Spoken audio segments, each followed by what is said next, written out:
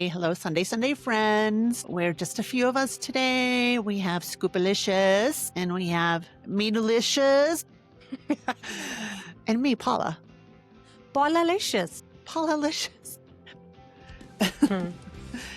Anyway, so because we're a small group tonight, because the other girls, they just have commitments, we thought, you know what? When we started our podcast, we said that we were going to talk about all the things related to midlife. So today we're going to talk a little bit about sex. Let's talk about sex, baby. This is just episode 1 because I guarantee there's going to be many conversations that the girls would like to loop in later after they see this episode. So this is just Absolutely. episode 1. Yes. So when I put it out there, I should have chickened out.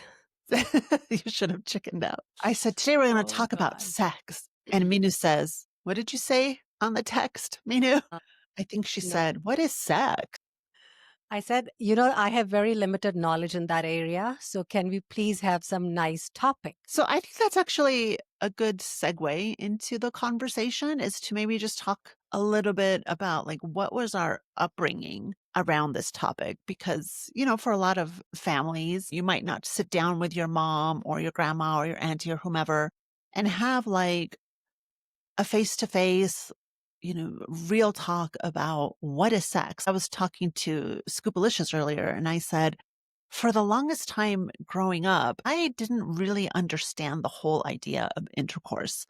To me, sex was like kissing. That's what I thought sex was. And I was probably 11, 12. And honestly, I don't really know how it came together in my mind. Like maybe a friend explained it to me. I don't recall having a conversation where someone says, this is a penis, this is a vagina, and the penis goes into the vagina. I don't know like how I picked that up. So Meenu, don't want to put you on the spot, but you're growing up in a pretty conservative household. I think you had a similar upbringing, right? Like you didn't really understand. Absolutely true, Paula. Funny that you mentioned it. Kama Sutra, the book about art of sex, was written and developed in India. But the irony is it is such a taboo subject that growing up, no exposure. We just don't talk about it, no knowledge, no nothing. You just have no idea what it is. And I would not say that I come from a very conservative family, but it's just one of the topics that, it was just never discussed. So I had no idea when I was getting married, what is it all about? So up until your wedding night, you didn't know. Kind of. Yes. Like nobody's. I'm sorry. Go ahead. No, go ahead. Ask your question. I was just wondering if the women in the family spoke to you about what's expected on your wedding night or anything concerning the male anatomy, the female anatomy, pleasure, pain, any of that stuff discussed? No. You understand how the male and female body looks like, you studied it in school, but it was never discussed. All I was told by my grandma is do not say no to your husband for anything. In the context of anything, or in the context of don't say no to your husband in the bedroom? Don't say no to your husband in the bedroom. That's all. So you knew something was supposed to happen. I mean, yeah, you talk to your friends, sisters. I had some idea, but what exactly happens, how it flows, no clue. And it's been 25 years. Did you even know you had to be naked? No. Actually, to be honest, my ex-husband complained about this to my mother because I did not let him come close to me for 3 months. I would, he would come close and I'll just have some excuse. I'll run away. I was just so shy. So did you guys share a bedroom? Did you share a bed? Yes, we did.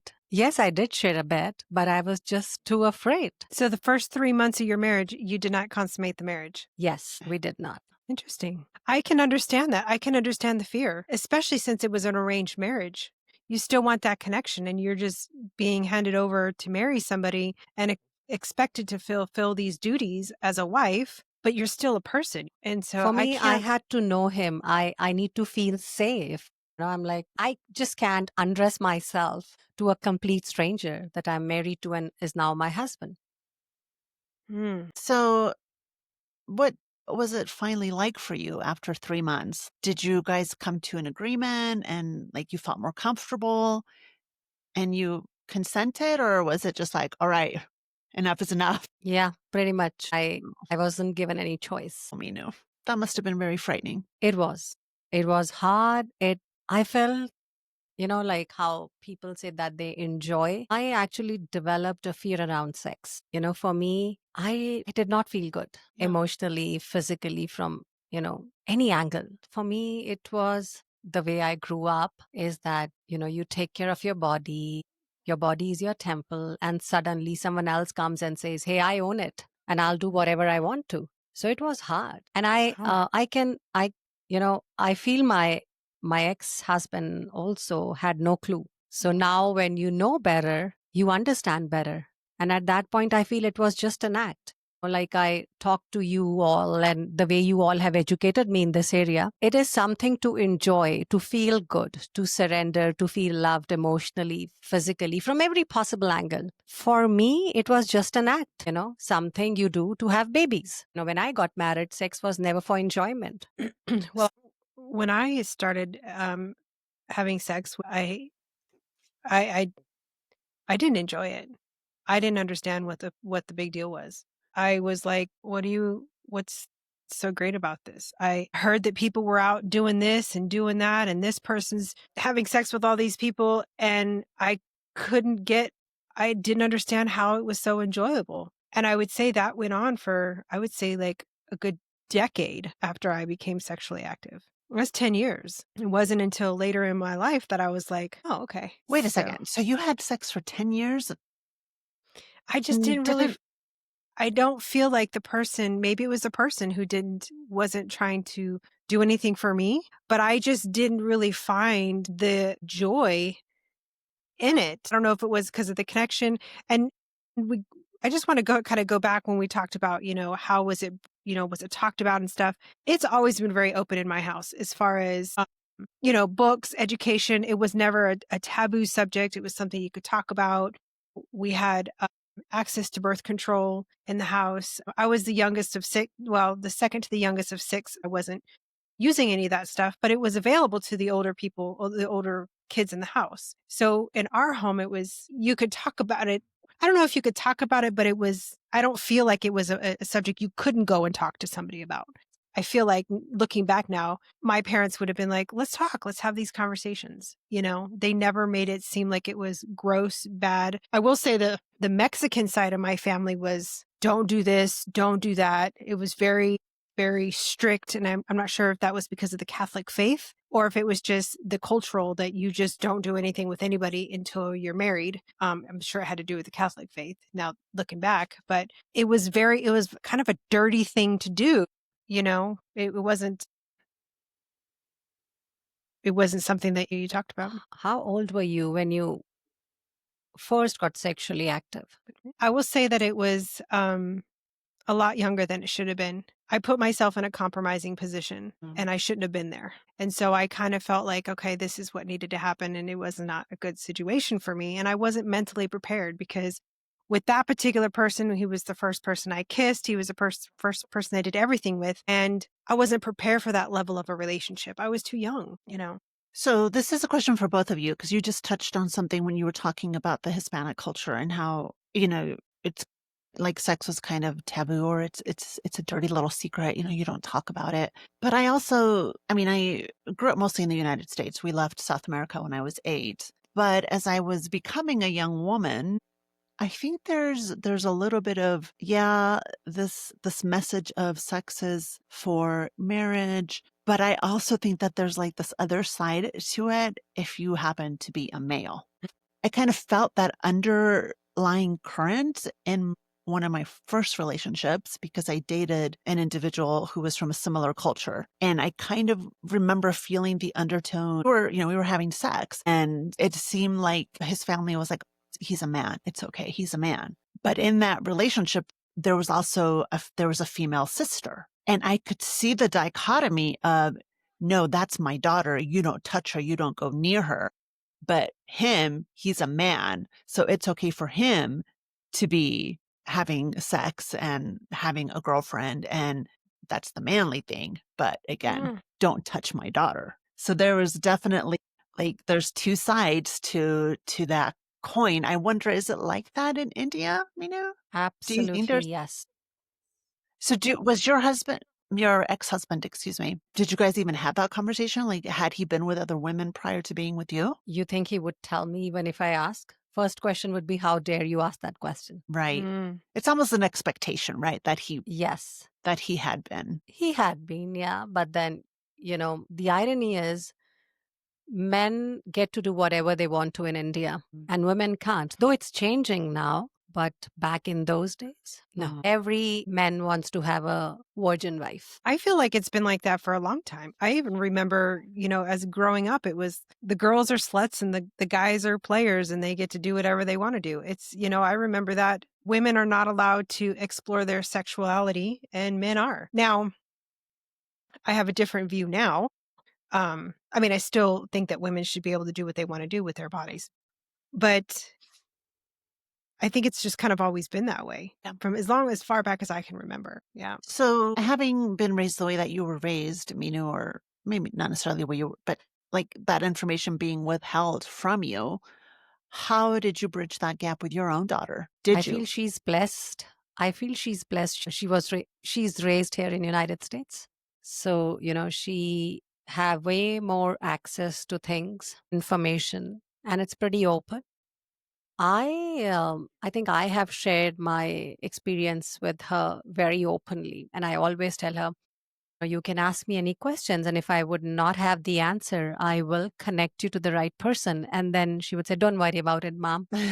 So, Okay, so maybe just taking a few steps back, like again, in your upbringing in India, like we grew up with sex education, right? So we would have part of science class would be dedicated to the menstrual cycle and anatomy and how pregnancy happens. And did you have that too? yes, in school, Okay. yes, you have to, kind of sign a waiver to I attend was that class.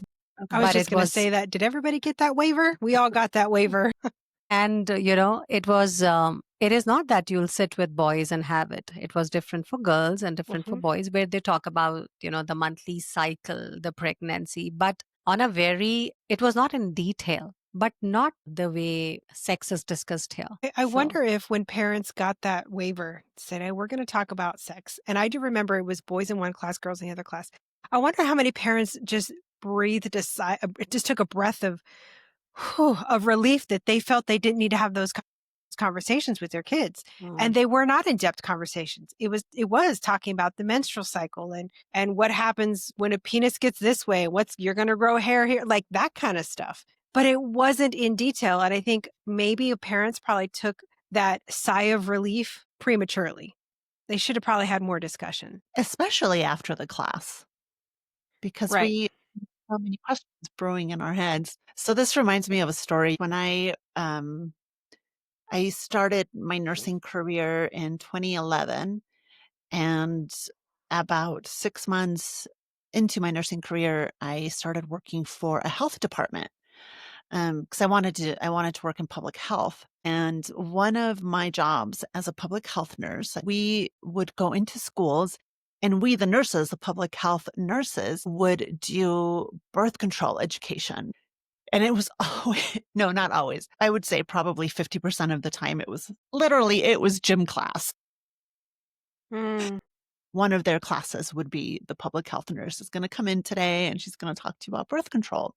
So I'd go with my little box of toys. I literally had like everything. I had condoms, I had IUDs, I had diaphragms, I had all kinds of birth control pills. Of course, I had condoms. We practiced, doing, and we also talked. I mean, we talked about, and of course, I had to have permission. We talked about oral sex and the fact that you have to protect yourself, during oral sex. And so we had what was it even called? It's like the little sheet that would go over the vagina. And there was this little, I call her a little girl, but she wasn't little. I mean, this was high school. And she was just looking at me with this perplexed face, like she didn't understand. She's like, what are you do with that? And I'm like, well, during oral sex, it goes over the vagina. And I don't think she didn't understand what oral sex was. And so I had to explain it in front of the class. You have to put this, the female would put this over her vagina in case she had any sexually transmittable disease to protect the mouth of her partner. And she was like, That would be me.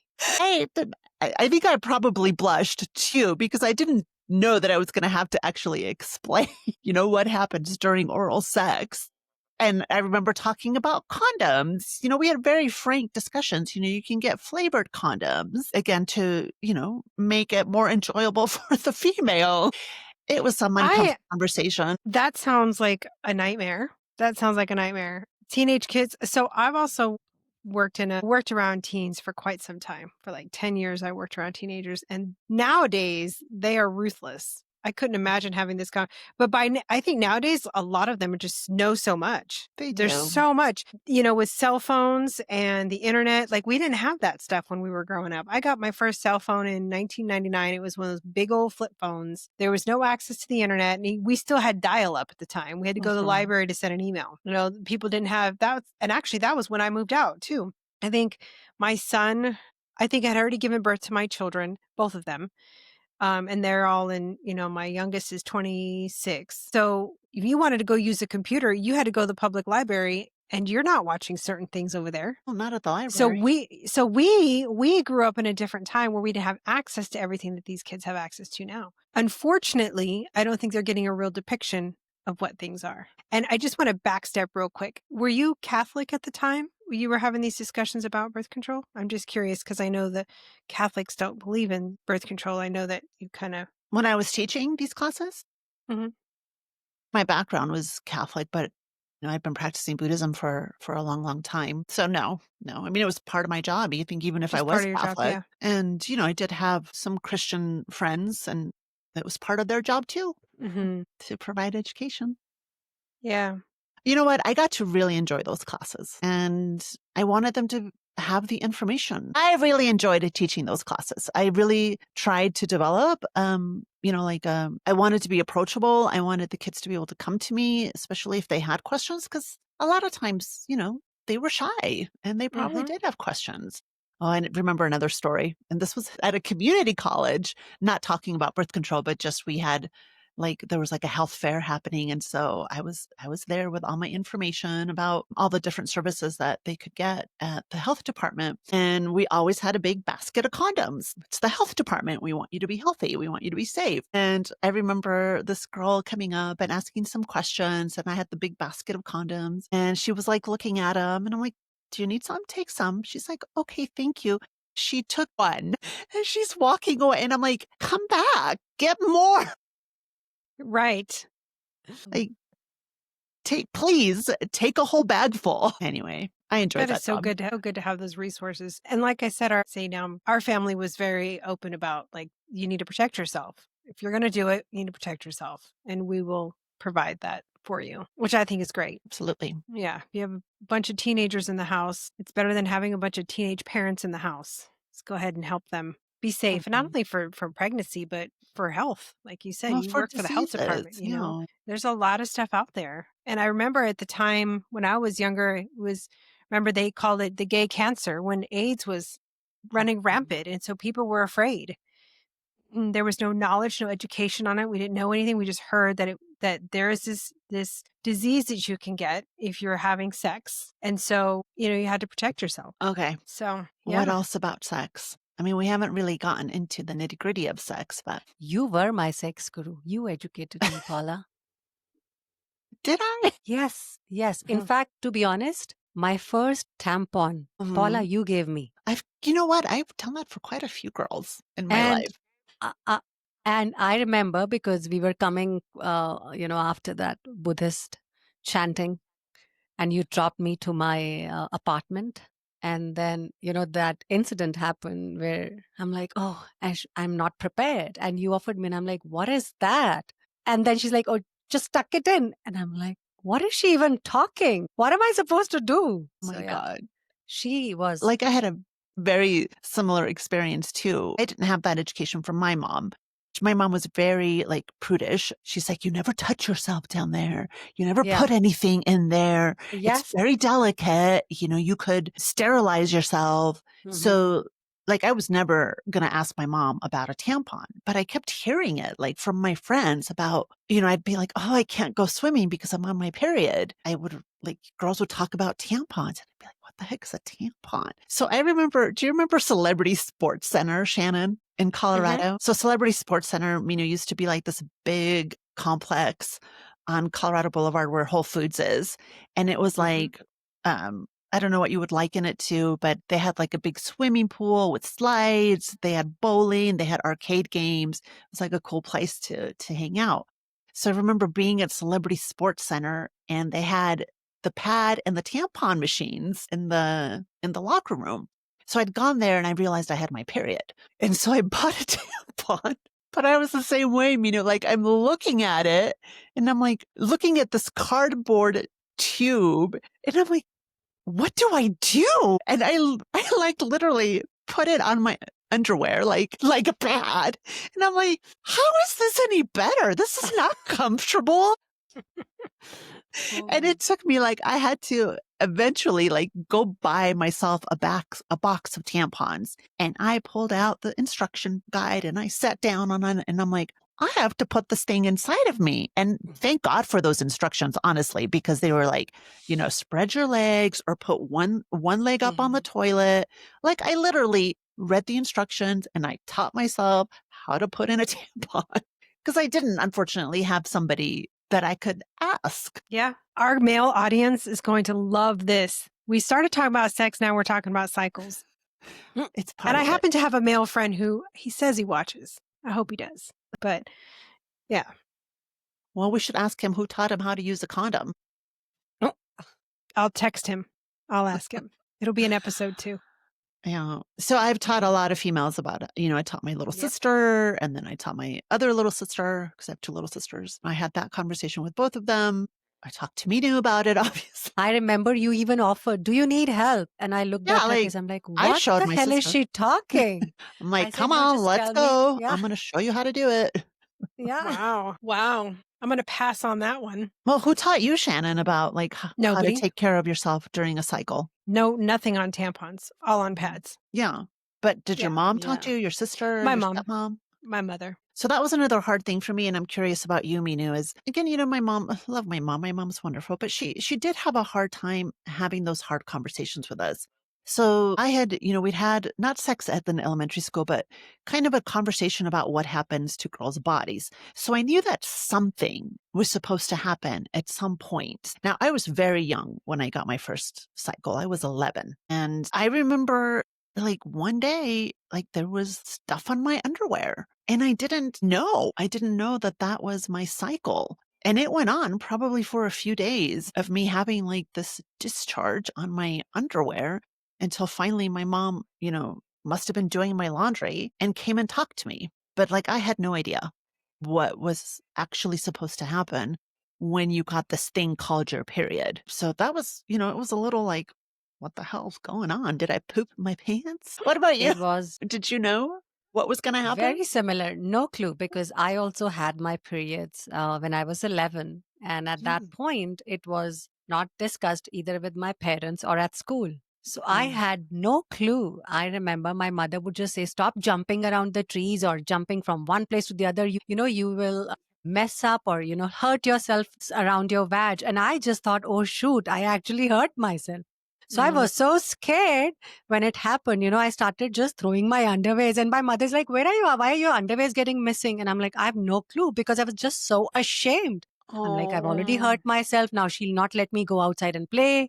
One day I remember I was at school and I started in a Christian school. So, we were just standing and my skirt got messed up. So the nun comes and she took me to the medical room and then she educated myself and I started crying and I said, please don't tell to my mother. They called my mom and then my mom said, it's okay. She didn't even talk about it. She says, happens to every girl. I'm like, I wasn't given any 101 lesson about it. And, I was just handed, I still remember those pad, which were like a giant book, not even thin.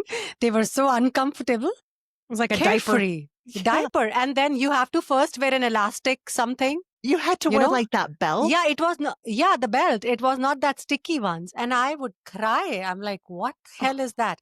And very later in life, there were custom shops back in India where they have these custom 4-feeted items. And from there, I got the first sticky ones, which was like a blessing. Like, wow. And then when Paula introduced me to tampons, there was no going back.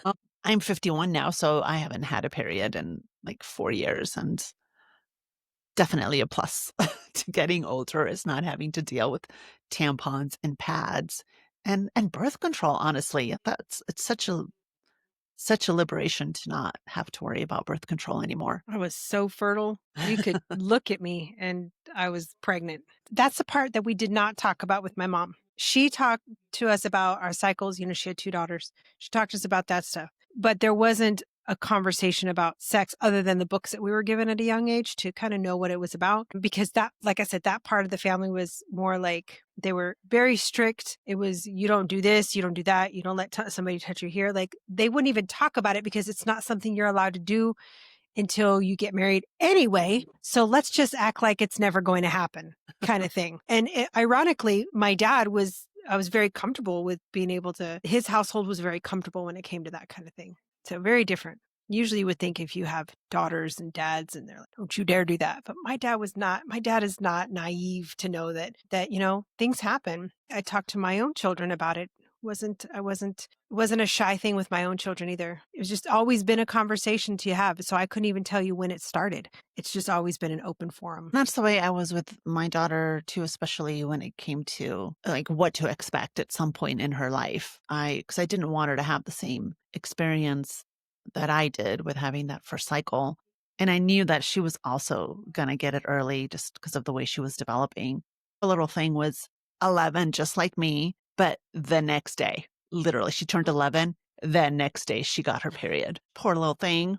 Seeing her at 11 and then thinking of myself at 11, God, I was just a little girl. I mean, I was still playing with Barbies and reading, reading the Sweet Valley High books. And Nancy Drew and the Hardy Nancy Boys. Drew, Yep. right. Yes. Yep. And I was getting also your young. period. I was 12. And I think I was 12. But I also wore a bra at a very young age. I was already in a training bra like 3rd grade. Like it was ridiculous. I Oh. developed at a young age. I was made fun of, because you can see that stuff in a t-shirt. And it wasn't fun. Being a young girl and developing is very difficult for a lot of young ladies. It certainly was for me. Yeah. But we totally got off subject here. We were supposed to be talking about sex. Now we're talking about the developed female. Gosh, it's all part of the same. See, Yeah, that's it what is. happens when women start to talk. They don't stick to the subject. They go Yeah, from one we to the meander. other to the other. We are like spaghettis Oh. all over. Like spaghetti. I hadn't heard that analogy before, Meenu. Well, what do you want to say about sex? Well, I will say it's definitely more enjoyable. As you get older, I think having the connections and feeling close to somebody definitely enhances, your experience. And I just don't think that at such a young age, a teenager, they don't have that emotional connection, and so that's probably why it's not enjoyable to some people.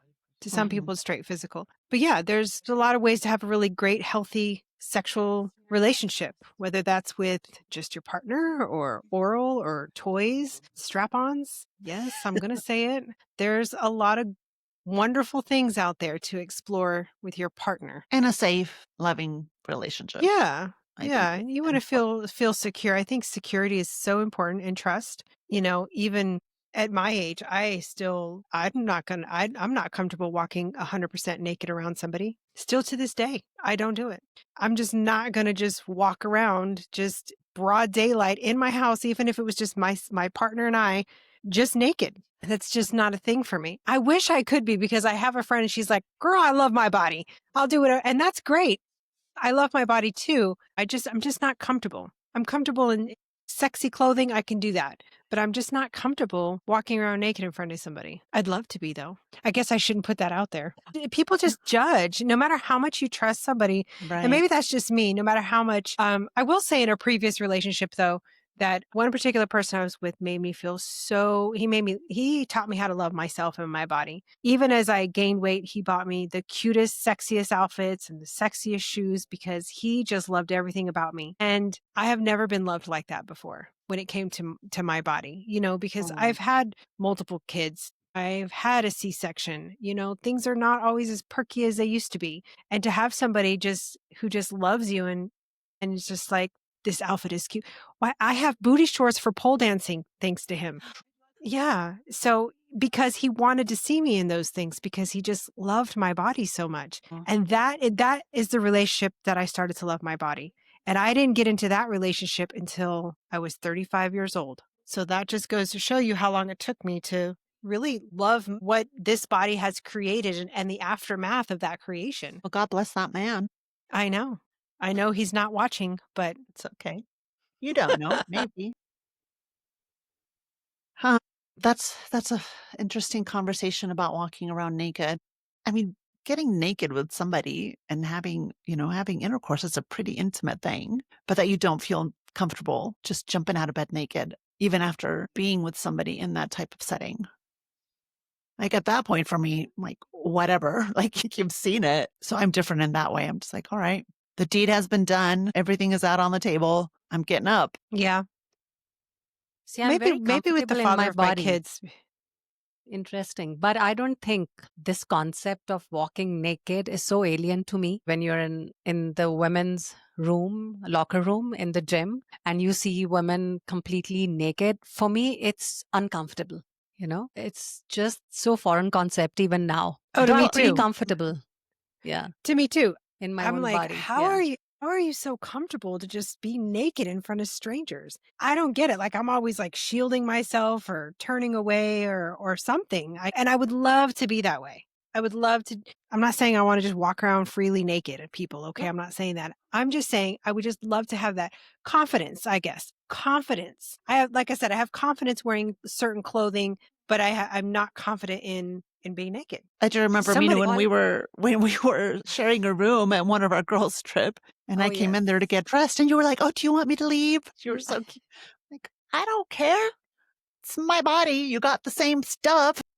And then you were talking to me, and I kept looking somewhere else. And he's like, I said, I'm listening, but I'll just look the other side because it's you're just so naked. foreign. Yeah. Oh, it's funny. My mother was very comfortable. I would see my mom like shaving her legs, butt naked on the sink, shaving her legs. I don't know why she didn't shave in the shower. Or she'd change in front of me. And I love that for her because even as she got older and she had to trust people to bathe her and dress her, she was comfortable with that and who she was. And I always admired that. And maybe it's just because we're daughters, and if mom's taking a shower, I need to jump over there, run to her room to grab something out of the bathroom. Mom's just, It's it's just mom. different. It's a mom, And sometimes we say, oh yeah, it's our mom, but they're human too. They're people too. And I just love how comfortable she was. Yeah. How are you with your daughter when it comes to? She's totally comfortable around me, but I'm like, I still hide myself sometimes. I think I've gotten a little bit different. I've grown a little bit. She'd be making fun of me when she's like, "Mom, there's something wrong with you. Your boobs are too big. They're way too big. You must be sick."